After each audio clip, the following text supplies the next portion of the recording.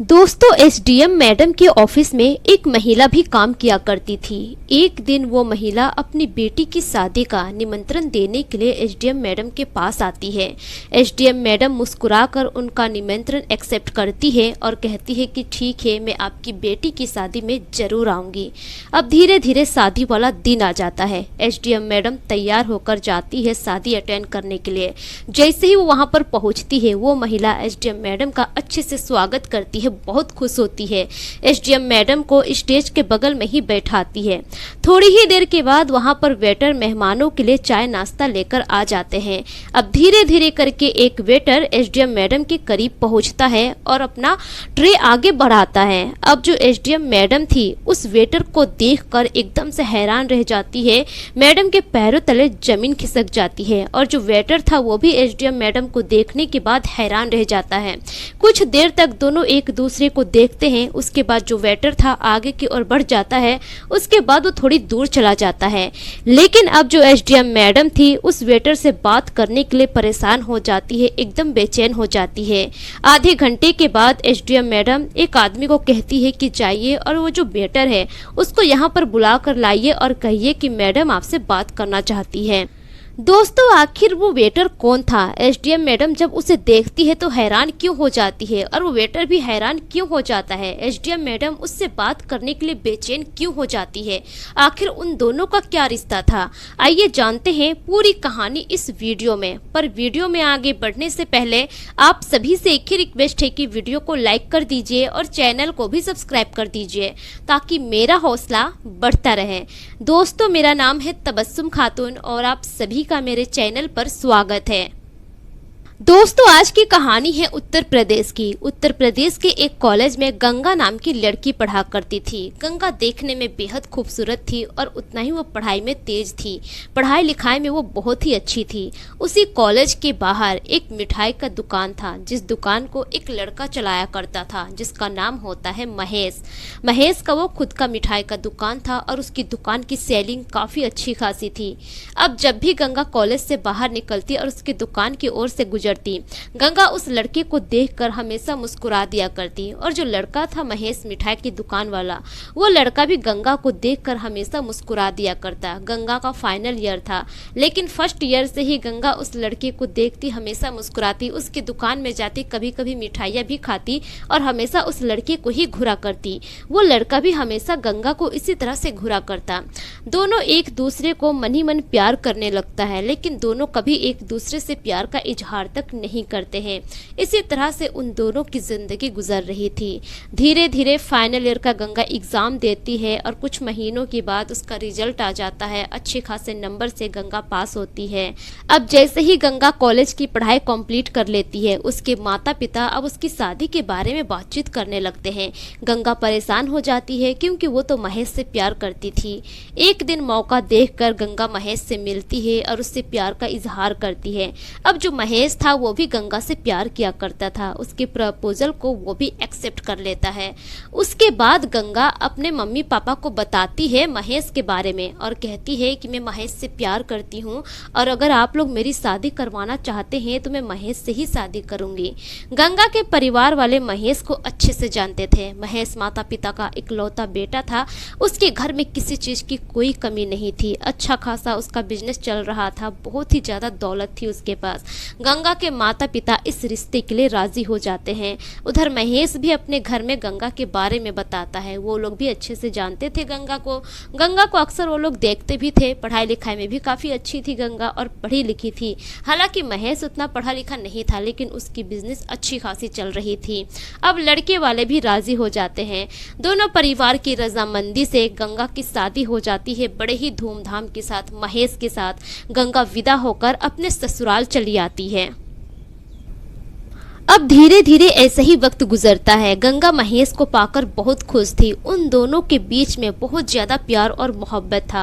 लेकिन शादी के एक हफ्ते के बाद ही अब गंगा के मन में ख्याल आता है कि उसे अब आगे की पढ़ाई करनी चाहिए, क्योंकि गंगा हमेशा से चाहती थी कि यूपीएससी की तैयारी करे और एक सरकारी अधिकारी बने। लेकिन इस बात को अपने पति से कैसे कहती, उसे कुछ समझ में नहीं आ रहा था। गंगा इस बात को यहीं पर टाल देती है और सोचती है कि कुछ महीने गुजर जाते हैं हैं, उसके बाद मैं महेश से इस बारे में बात करूंगी। गंगा अपने सास ससुर का अच्छे से ख्याल रखती, पूरे घर की जिम्मेदारी को अच्छे से उठाई हुई थी। गंगा के सास ससुर गंगा से बहुत खुश थे। अब धीरे धीरे करके गंगा की शादी को 6 महीने का वक्त गुजर जाता है। एक दिन रात के वक्त जब दोनों मियाँ बीवी फ्री थे, गंगा अपने पति महेश से कहती है कि मैं आगे की पढ़ाई करना चाहती हूँ, मैं यूपीएससी की तैयारी करना चाहती हूँ और सरकारी अधिकारी बनकर देश की सेवा करना चाहती हूँ। अब जो उसका पति महेश था वो कहता है कि गंगा, तुम्हें पढ़ाई करने की ज़रूरत ही क्या है, मैं अच्छा खासा कमाता हूँ, घर में किसी चीज़ की कमी नहीं है, पैसों की कमी नहीं है, तुम्हें कितने पैसे चाहिए तुम कहो, मैं उतने पैसे तुम्हें देने को तैयार हूँ, तुम्हें जब जो चाहिए मैं वो चीज़ देने को तैयार हूँ, लेकिन प्लीज़ आगे की पढ़ाई मत करो। अगर तुम पढ़ाई करने लगोगी तो फिर घर से दूर हो जाओगी, माता पिता से दूर हो जाओगी, हम दोनों के बीच में दूरी आ जाएगी। लेकिन गंगा कहती है कि मैं हर चीज़ मैनेज कर लूँगी, मेरा सपना था कि मैं एक सरकारी अधिकारी बनूँ, प्लीज़ मुझे पढ़ने दीजिए। लेकिन उसका पति मना कर देता है। अब जब पति मना कर देता है तो गंगा उस दिन ज़्यादा जिद नहीं करती है, वो भी इस बात को वहीं पर ख़त्म कर देती है। धीरे धीरे ऐसा ही समय गुजरने लगता है। अब उसकी शादी को 1 साल का वक्त गुजर जाता है। अब इस बीच फिर से एक दिन वो इस बात को छेड़ देती है अपने पति से और कहती है कि प्लीज़ मुझे आगे की पढ़ाई करने दीजिए, मुझे यूपीएससी की तैयारी करने दीजिए, मुझे सरकारी अधिकारी बनना है। जब वो जिद करने लगती है तो उसका पति कहता है कि ठीक है, अगर तुम्हें करना ही है तो तुम करो, लेकिन ध्यान रखना कि हम दोनों के बीच में दूरियां नहीं आनी चाहिए। गंगा अपने पति से वादा करती है और कहती है कि जैसा मैं अभी सभी की जिम्मेदारी को निभाती हूँ वैसा आगे भी होगा, आप फिक्र मत कीजिए। उसके बाद गंगा एक कोचिंग सेंटर ज्वाइन कर लेती है, बहुत सारे बुक खरीद कर ले आती है, घर में भी पढ़ाई करती, कोचिंग सेंटर जाती, उसके बाद अपने परिवार का भी वो अच्छे से ख्याल रखती है। लेकिन इस बीच लगभग 2 महीने का वक्त जैसे ही गुजरता है, अब कहीं ना कहीं महेश को ऐसा लगने लगता है कि उसकी बीवी से उसकी दूरियां बढ़ती ही चली जा रही है। महेश को ऐसा एहसास होने लगता है, क्योंकि जाहिर सी बात है, जब भी गंगा फ्री वक्त में रहती थी अपने पति से बात किया करती थी, अपने पति के साथ हंसी मजाक किया करती थी, घंटों घंटों वक्त गुजारा करती थी। लेकिन कोचिंग ज्वाइन करने के बाद अब अपना सारा फ्री वक्त गंगा अपने पढ़ाई को देती थी। अब एक दिन की बात है कि जो महेश था वो गंगा को टोक देता है और कहता है कि गंगा, तुम तो कहा करती थी कि हम दोनों के बीच में दूरियां नहीं आएगी, लेकिन अब क्या हो गया, तुम मुझे वक्त नहीं दे पाती हो, जब भी तुम फ्री रहती हो सिर्फ अपने किताबों में ही लगी रहती हो, ऐसा कैसे चलेगा। गंगा कहती है कि देखिए, थोड़ा सब्र रखिए, मुझे आगे की पढ़ाई करनी है, यूपीएससी की तैयारी करनी है, और यूपीएससी की तैयारी करना कोई आम बात नहीं है। और वो थोड़ा ऊंची आवाज़ में कह देती है कि मैं भी किसे समझा रही हूँ, आप तो पढ़े लिखे है नहीं, आपको तो पढ़ाई के बारे में कुछ नॉलेज है नहीं, तो आप कैसे समझेंगे। जब महेश इतना सुनता है गंगा के मुंह से, अब वो भड़क जाता है, वो आग बबूला हो जाता है, दोनों के बीच में तू मैं हो जाती है, थोड़ी सी मिसअंडरस्टैंडिंग की वजह से। अब उसके बाद जो महेश था इतना ज़्यादा गुस्सा हो जाता है कि शादी के बाद पहली बार वो अपनी पत्नी पर हाथ उठा देता है। दोनों के बीच में झगड़ा काफ़ी बढ़ जाता है। महेश के माता पिता भी कमरे में आ जाते हैं और महेश से कहते हैं कि बेटा, बहू पर इस तरह से हाथ उठाना सही नहीं है, बहू घर की लक्ष्मी होती है। लेकिन अब जो गंगा थी उसका रो रो कर बुरा हाल हो जाता है। उसी वक्त गंगा अपने पापा को फ़ोन करती है और फ़ोन करके सारी बातें बताती है और अपने ससुराल आने को कहती है। आधे घंटे के बाद अब जो गंगा के पापा थे वो उसके ससुराल आ जाते हैं। गंगा अपना सामान पैक करती है और गुस्से में अपने पापा के साथ अपने मायके चली जाती है। मायके जाने के बाद अब गंगा मन में ठान लेती है कि जब तक महेश मुझे लेने के लिए नहीं आएगा मैं नहीं जाऊँगी। इधर जो महेश था वो भी गुस्से में था, वो भी नहीं जाता है उसे लेने के लिए। इसी तरह से धीरे धीरे 3 महीने का वक्त गुजर जाता है। जब 3 महीने तक इंतजार करती है गंगा और महेश नहीं आता है उसे लेने के लिए। अब जो गंगा थी तलाक के पेपर महेश के घर भिजवा देती है। जब महेश तलाक के पेपर को देखता है तो वो और गुस्सा हो जाता है, लेकिन महेश के माता पिता कहते हैं कि बेटा, छोटी सी बात को लेकर तुम बहू से तलाक मत लो, जाओ तुम बहू को लेकर आओ और अपनी जिंदगी की नई शुरुआत करो। छोटी मोटी झगड़े तो हर घर में हो जाते हैं, लेकिन महेश भी गुस्से में था, अपनी माँ बाप की बातों को नहीं सुनता है और तलाक के पेपर पर साइन कर देता है। उन दोनों का तलाक हो जाता है। अब इधर जो गंगा थी अपने मायके में ही रहकर पढ़ाई करने लगती है। धीरे धीरे ऐसे ही समय गुजरता है, वो यूपीएससी की अच्छे से तैयारी करती है, मन लगाकर पढ़ाई करती है और उसके तलाक के 4 साल के बाद जब वो एग्ज़ाम देती है तो एग्ज़ाम में अच्छे रैंक से पास करती है। उसको ट्रेनिंग के लिए भेज दिया जाता है और उसके बाद एक ज़िले में एसडीएम के पद पर नियुक्ति हो जाती है। उधर जो गंगा थी अपनी ज़िंदगी में वो सफल हो जाती है, लेकिन इस बीच वो अपने पति को बहुत याद किया करती थी, क्योंकि एक छोटी सी मिसअंडरस्टैंडिंग की वजह से उन दोनों का तलाक हुआ था। जब गंगा की नौकरी भी लग जाती है तो गंगा अपने काम को बड़े ही ईमानदारी और मेहनत के साथ करने लगती है। इसी बीच अब गंगा के पापा कहते हैं कि गंगा बेटा देखो, अब तुम्हारा तो शादी हुआ था, तलाक भी तुमने ले ली है, लेकिन तलाक के बाद तुमने क्या कहा था कि मैं पहले सरकारी नौकरी करूंगी, कुछ बन जाऊंगी, उसके बाद शादी करूंगी। तो देखो अब वक्त आ गया है कि तुम शादी कर लो। गंगा कहती है कि पापा मुझे थोड़ा वक्त दीजिए सोचने और समझने के लिए, उसके बाद ही मैं कुछ करूंगी।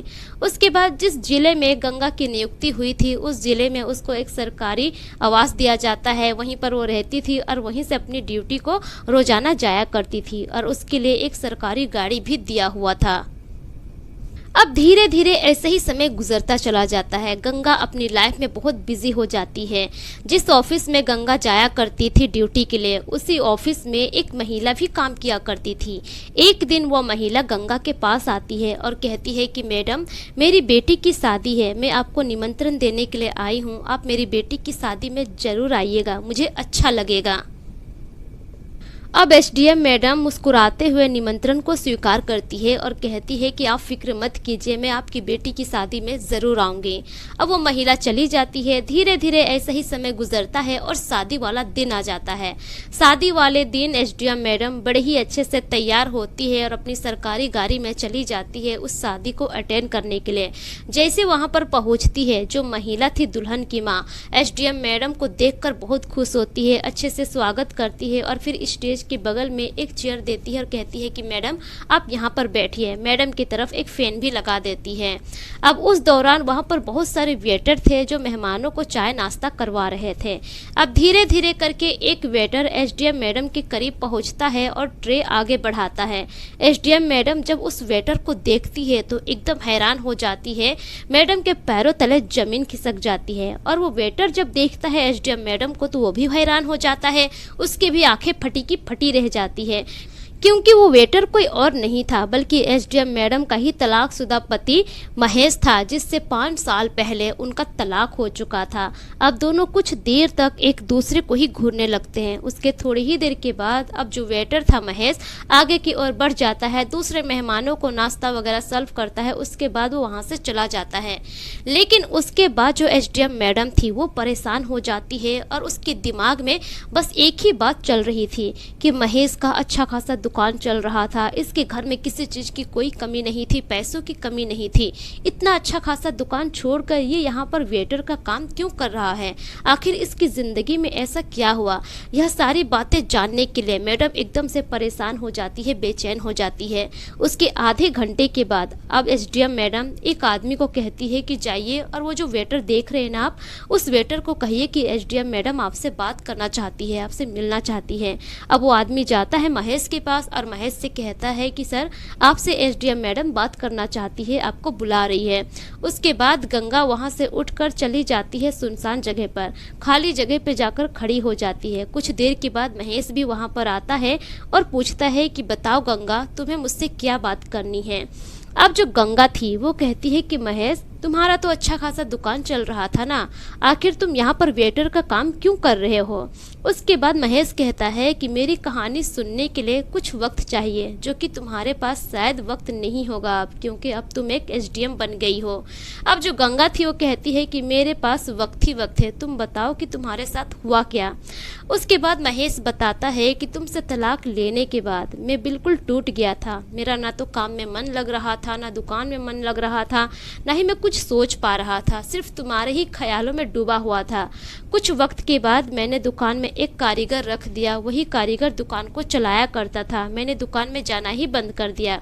मेरे ज़िंदगी में अब कुछ था ही नहीं, किसके लिए कमाता। यही सोचकर मैं दुकान कारीगर को सौंप दिया। कारीगर दुकान अच्छा खासा चला रहा था, अच्छा खासा सेलिंग भी हो रहा था, लेकिन वो पैसे ज़्यादा नहीं दे रहा था। अब जितने पैसे मिलते थे वो पैसे मैं घर में जाकर दे देता था। मेरे माता पिता पूछते थे तो यही कहता था कि अभी थोड़ी बिक्री डाउन हो गई है।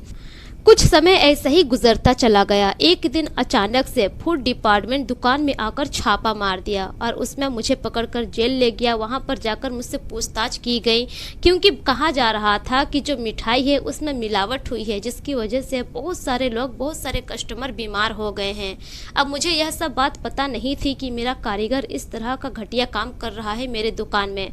उसकी वजह से मुझे जेल हो गई, मेरा दुकान बंद हो गया। लगभग 1 साल में जेल खटकर बाहर निकला। मेरे माता पिता किसी तरह से मुझे जेल से बाहर निकालें, लेकिन उसके बाद उस शहर में मेरा रहना मुश्किल हो गया। पैसे खत्म हो गए थे। फिर से एक दुकान को खड़ा करना कोई आम बात नहीं था। उसके लिए पैसे लगते जो कि मेरे पास नहीं थे। मैं अपने शहर को छोड़कर इस शहर में आ गया। यहाँ पर आने के बाद एक होटल में गया, काम मांगा। अब उस होटल के मालिक मुझे वेटर के तौर पर रख लिए। होटल में मैं वेटर का काम करता हूँ और वहाँ पे जो भी शादी की बुकिंग होती है वहीं से मैं वेटर का काम करने के लिए शादी के फंक्शन में भी आता हूँ, और इसी वजह से आज मैं यहाँ पर आया हूँ। महेश की बातें सुनने के बाद गंगा वहीं पर रोने लगती है। महेश कहता है कि ठीक है गंगा, अपना ख्याल रखो, अब मैं जाता हूँ काम करने के लिए। मैं यहाँ पर काम करने के लिए आया हूँ। अगर इस तरह से लोग मुझे यहाँ पर बात करते हुए देखेंगे तो फिर गुस्सा करेंगे। गंगा वहीं पर रोने लगती है और कहती है कि महेश, मैं तुमसे कुछ कहना चाहती हूँ। महेश कहता है कि कहो, क्या बात है। गंगा कहती है कि क्या फिर से हम दोनों एक नहीं हो सकते। महेश कहता है कि गंगा, तुम ये क्या बात कर रही हो। तुम एक सरकारी अधिकारी हो, एसडीएम के पोस्ट पर हो, और मेरी हैसियत देखो कि मेरी हैसियत क्या है। एक मामूली सा वेटर हूँ मैं। अगर तुम मेरे साथ फिर से रहोगी तो लोग क्या कहेंगे। लोग तो तरह तरह की बातें बनाएंगे, तुम्हारी बेइज्जती होगी। गंगा कहती है कि मुझे लोगों की परवाह नहीं है, मुझे अपने बारे में सोचना है, तुम्हारे बारे में सोचना है। छोटी सी मिसअंडरस्टैंडिंग की वजह से हम दोनों का तलाक हुआ था, वरना हम दोनों एक दूसरे से कितना प्यार करते थे। हम दोनों ने लव को अरेंज किया, अरेंज करके अरेंज मैरिज हुई, और आज देखो हमारी क्या हालत हो गई है। मैं फिर से तुम्हारे साथ रहना चाहती हूँ। इतना कहकर वो महेश के गले लग जाती है। लेकिन उन दोनों को इस बात का ख्याल ही नहीं था कि शादी समारोह में आए हुए जितने भी मेहमान हैं, जितने भी घर वाले हैं, सभी उन दोनों को देख रहे हैं। अब घर की जो महिला थी वो एसडीएम मैडम के पास आती है और एसडीएम मैडम से पूछती है कि मैडम, ये आदमी कौन है और आप इस तरह से इन्हें गले क्यों लगा रहे हैं। तब जाकर एसडीएम मैडम अपनी सारी कहानी बताती है। अब धीरे धीरे पूरे शादी समारोह में सभी को पता चल जाता है कि ये वेटर एसडीएम मैडम का क्या लगता है। धीरे धीरे शादी समारोह खत्म हो जाता है। उसके बाद एसडीएम मैडम महेश को अपनी सरकारी गाड़ी में बैठाती है और अपने सरकारी आवास में ले जाती है। अब दोनों वहीं पर रहने लगते हैं। उसके 2 दिन के बाद वो दोनों तैयार होकर एक मंदिर में जाते हैं और फिर से शादी कर लेते हैं। धीरे धीरे ऐसे ही समय गुजरने लगता है, लेकिन अब महेश को अच्छा नहीं लग रहा था कि वो बैठे बैठे अपनी जिंदगी गुजारे। एक दिन महेश गंगा से कहता है कि गंगा, ऐसा करो कि मुझे एक दुकान खुलवा दो मिठाई का, मुझे घर पे अच्छा नहीं लगता है। गंगा भी समझ जाती है कि इसे घर पर बैठा बैठा अच्छा नहीं लगता है, हमेशा कामकाज करने वाला आदमी है। गंगा एक शहर में ही एक अच्छा सा दुकान लेती है किराए पर और पैसे देकर एक मिठाई का दुकान खुलवा देती है। महेश को तो पहले से नॉलेज था ही, उस दुकान को चलाने लगता है। 6 महीने में ही उसका दुकान फेमस हो जाता है, उसकी दुकान की मिठाई फेमस हो जाती है। जैसे वो अपने शहर में मिठाई की दुकान चलाया करता था, वैसे ही दूसरे शहर में वो अपनी मिठाई की दुकान चलाने लगता है। कुछ समय के बाद महेश अपने माता पिता को भी वहां पर बुला लेता है और पूरे परिवार फिर से एक हो जाते हैं और आज एक साथ अच्छी खासी जिंदगी गुजार रहे हैं। तो दोस्तों, ये रही गंगा और महेश की कहानी। आप लोगों को ये कहानी कैसी लगी अपनी राय कमेंट सेक्शन में ज़रूर दीजिए, और ज़रा भी अच्छी लगी तो अपने दोस्तों और रिश्तेदारों के साथ ज़रूर शेयर कीजिए। यह एक सच्ची घटना से प्रेरित काल्पनिक कहानी है। इस कहानी में सभी पात्र के नाम बदल दिए गए हैं। मेरा मकसद किसी के भी भावनाओं को ठेस पहुँचाना नहीं है, बल्कि मेरा मकसद आप सभी को सतर्क करना है, जागरूक करना है, ताकि आप अपना और अपने फैमिली का ख्याल रख सकें। मेरे पिछले वीडियोस में जितने भी लोग कमेंट किए हैं उनके नाम कुछ इस प्रकार से हैं। जय सिंह सोनीपत हरियाणा से, सुरजीत सिंह यूएसए से, मोहम्मद अमजद अहमद कुशीनगर उत्तर प्रदेश से, मोंटी चंडीगढ़ से, असलम साद गोपालगंज बिहार से, मुकेश कुमार रजक कोटला नई दिल्ली से, संजय बहादुर गढ़ हरियाणा से, अबू सैफ अंसारी कुवैत से, आयूब अंसारी यूपी से, शिवनंदन सिंह। दोस्तों, अगर आप लोग भी अपना नाम मेरी वीडियोस में सुनना चाहते हैं तो अपना नाम और अपने राज्य का नाम कमेंट सेक्शन में जरूर लिखें, ताकि मैं अपनी अगली वीडियो में आप सभी का नाम ले सकूं। मिलेंगे फिर एक नई कहानी के साथ, तब तक के लिए शुक्रिया। जय हिंद।